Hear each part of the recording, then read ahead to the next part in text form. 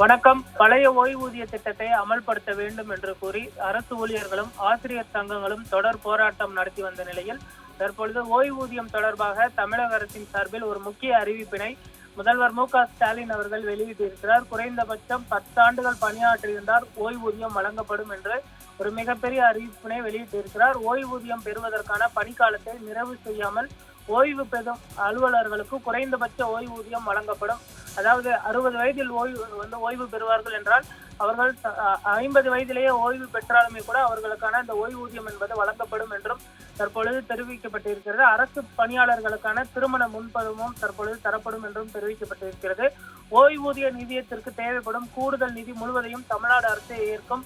50% உறுதியளிக்கப்பட்ட ஓய்வூதியம் வழங்குவதற்கு பணியாளர்களின் 10% பங்களிப்பு எடுத்துக் கொள்ளப்படும் என்றும் தற்பொழுது தெரிவிக்கப்பட்டிருக்கிறது. புதிய தமிழ்நாடு உறுதியளிக்கப்பட்ட ஓய்வூதியம் செயல்படுத்துவதற்கு முன்னர் பணி ஓய்வு பெற்றவர்களுக்கு சிறப்பு கருணை ஓய்வூதியமும் வழங்கப்படும். ஓய்வூதியதாரர்களுக்கு 6 மாதத்திற்கு ஒரு முறை அரசு அலுவலர்களுக்கு இணையான அகவிலைப்படி உயர்வும் தற்பொழுது அளிக்கப்படும் என்றும் தற்பொழுது தெரிவிக்கப்பட்டிருக்கிறது. இந்த நிலையில் 25 லட்சத்திற்கு மிகாமல் பணிக்கொடை வழங்கப்படும் என்றும் தற்பொழுது முதல்வர் அவர்கள் அறிவித்திருக்கிறார். இந்த நிலையில் வரக்கூடிய 6ஆம் தேதி நடைபெறுவதாக இருந்த அரசு ஊழியர்களின் அந்த போராட்டமானது தற்பொழுது ஒத்திவைக்கப்பட்டிருக்கிறது.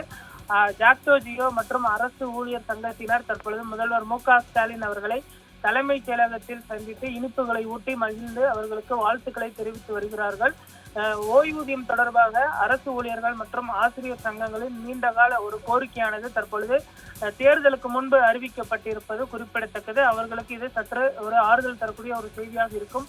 பழைய ஓய்வூதிய திட்டத்தை முழுமையாக செயல்படுத்த வேண்டும் என்று தெரிவிக்கப்பட்டிருந்த நிலையில் ஒரு புதிய ஓய்வூதிய திட்டத்தை அவர்களுக்கு ஏற்றவாறு தற்பொழுது மாற்றி இந்த அறிவிப்பானது தற்பொழுது வெளியிடப்பட்டிருக்கிறது. ஓய்வூதியதாரர்களுக்கு ஆண்டுக்கு 2 முறை அகவிலைப்படி உயர்வும் என்றும் தற்பொழுது அறிவிக்கப்பட்டிருக்கிறது. அரசு அலுவலர்கள் உயிரிழந்தார் 20 லட்சத்திற்கு மிகாமல் அவர்களுக்கான அந்த நிதி உதவியும் அளிக்கப்படும். 10 ஆண்டுகள் பணியாற்றினாலே ஓய்வூதியம் வழங்கப்படும் என்று முதல்வர் மு.க.ஸ்டாலின் அவர்கள் தற்பொழுது அறிவித்திருப்பதும் குறிப்பிடத்தக்கது. இந்த அறிவிப்பினை தற்பொழுது அரசு ஊழியர் சங்கத்தினர் வரவேற்றிருக்கிறார்கள்.